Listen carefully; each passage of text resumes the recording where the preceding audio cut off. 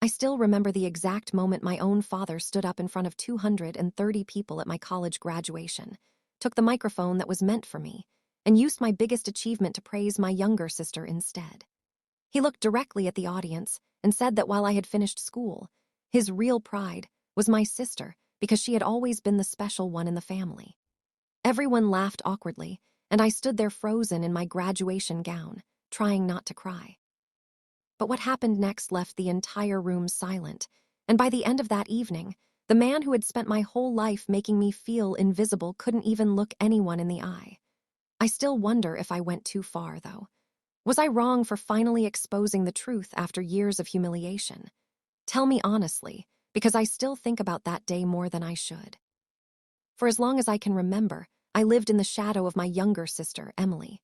I'm 24 now, and she's 21, but somehow, no matter what I accomplished, my father always found a way to make everything about her. My mother, Deanne, used to tell me that I was imagining things, that Dad loved us equally, but even she couldn't deny what everyone around us could clearly see. Emily was Dad's princess. She could do no wrong. If she brought home a C on a test, Dad would say she was under pressure and deserved encouragement. If I brought home straight A's, he'd ask why one of them wasn't an A+. Growing up, I became used to being overlooked. On my 10th birthday, Dad missed my party because Emily had a soccer practice. On my 16th birthday, he spent half the evening talking about Emily's dance recital. At my high school graduation, he skipped taking pictures with me because Emily had won a small art competition and he wanted to celebrate her instead. Every major event in my life somehow became about her. The worst part was that Emily wasn't even cruel. She wasn't spoiled or nasty. She actually loved me.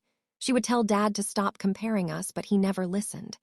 He had convinced himself that she was extraordinary while I was simply expected to succeed. I was the responsible daughter, the dependable one, the one who never caused problems.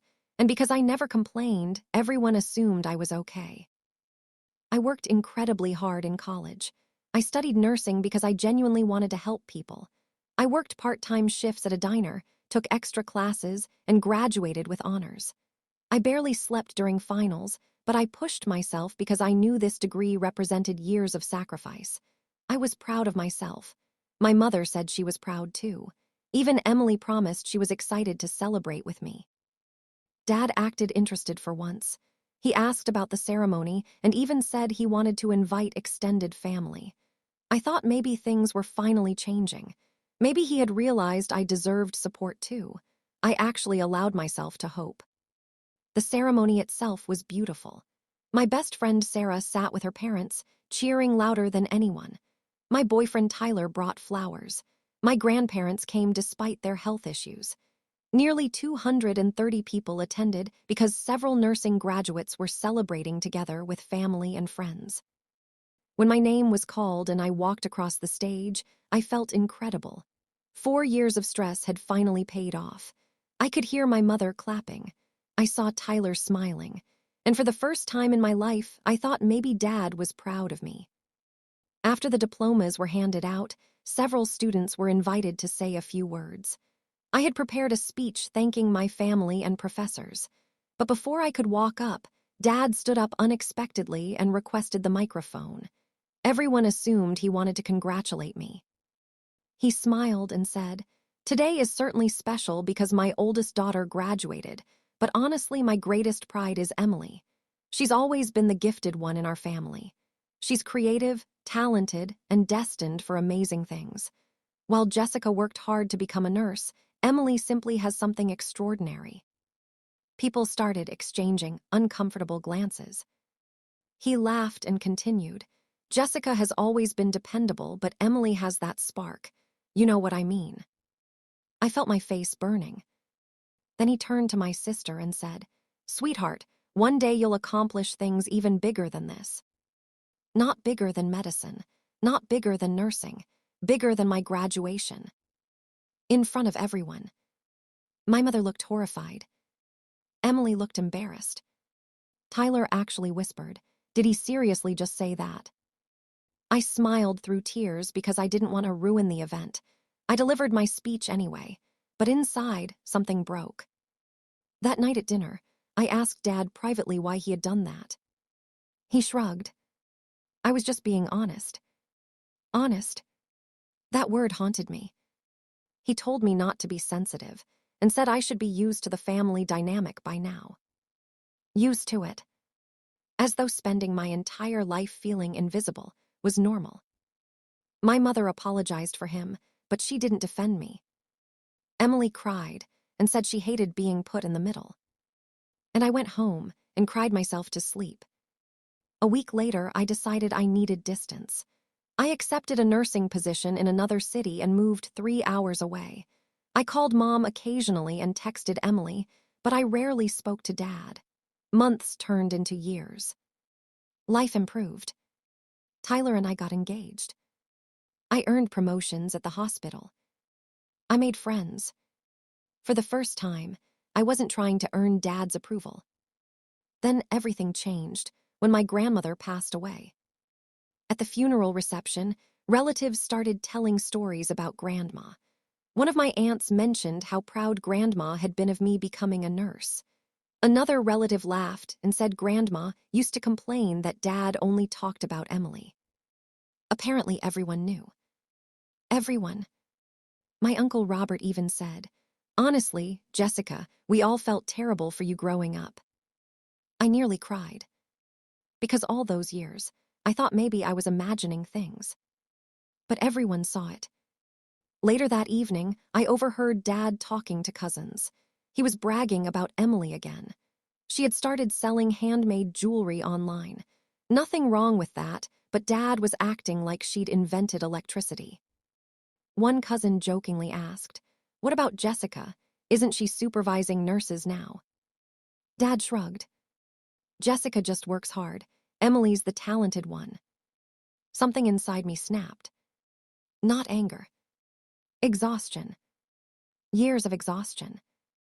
So that's the situation I was in, and I had to make a choice. Before I tell you what happened next, I want you to pause and comment below what you would have done in my shoes. Would you have stayed quiet and kept protecting someone who never protected you? Or would you finally tell the truth? I genuinely want to know because I struggled with this decision for weeks. After Grandma's funeral, I contacted several relatives, not to gossip, not to attack Dad. I simply asked one question. Was I imagining it? Every single person said no. My Aunt Linda remembered Dad missing my birthday party. Grandpa remembered Dad skipping my high school ceremony pictures. My cousin Rachel remembered me crying at 16 because Dad forgot my dance performance.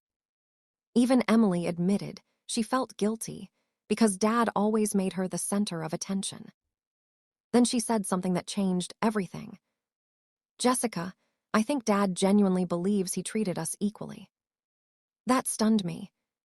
How could someone be so blind? Months later, Dad announced his 60th birthday party. Nearly everyone would attend. He called and asked if I was coming. For some reason, I said yes. The night of the party, he stood up with a drink and started giving a speech. And right there, in front of everyone, he joked that he never had to worry about me because I was boring and practical while Emily was the exciting daughter.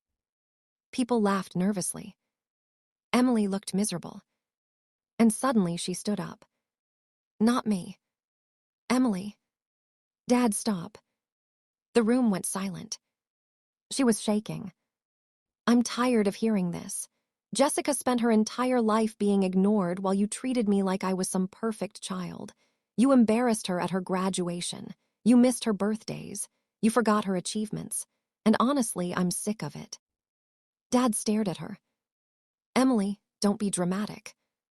But she wasn't finished. Mom started crying. Then Uncle Robert spoke up. Then Aunt Linda. Then Grandpa. One after another, relatives shared memories. They talked about my sacrifices, my accomplishments, the times Dad hurt me. And suddenly, the room that had spent years quietly observing finally stopped staying silent. 230 people had watched him humiliate me at graduation. Now dozens of family members watched the truth catch up to him. Dad looked completely stunned. He kept saying, "I didn't mean it like that." But nobody was yelling. Nobody was attacking him. They were simply telling the truth. And somehow, that truth left him speechless. For the first time in my life, Dad had no response. After the party, he called me. I almost ignored him. But I answered. He cried. I had never heard my father cry. He admitted he had projected unrealistic expectations onto me because I reminded him of himself. He said Emily reminded him of dreams he never achieved. He thought praising her would inspire her, and he assumed I didn't need encouragement because I was strong. I told him strength doesn't mean someone doesn't need love. I told him little girls remember who shows up, who claps, who notices, who chooses them. And for years, he didn't choose me. He sobbed. And honestly, I cried too. Healing didn't happen overnight. It took therapy, conversations, apologies, and real effort. Today, things are better. Dad visits me. He actually asks about my work. He came to my wedding and cried during our father-daughter dance. He keeps a picture of me in my nursing uniform on his desk. Emily and I are closer than ever because we stopped letting his favoritism divide us. And while I still carry scars, I no longer spend my life chasing approval from someone incapable of giving it. Because I finally learned that being overlooked doesn't make you less valuable. Being ignored doesn't erase your accomplishments. And sometimes the people who fail to appreciate you say more about themselves than they do about you. If there's one thing I learned from this whole mess, it's that love isn't measured by words. It's measured by presence, effort, and consistency. Nobody should spend their life begging to be seen by the people who should have seen them all along. So tell me, was I wrong for letting the truth come out? And if you were in my position, what would you have done? Like this video if you were on my side. Subscribe for more stories like this, and share your final thoughts on this whole mess in the comments section. Thank you for listening to my story, and I'll see you all in the next story.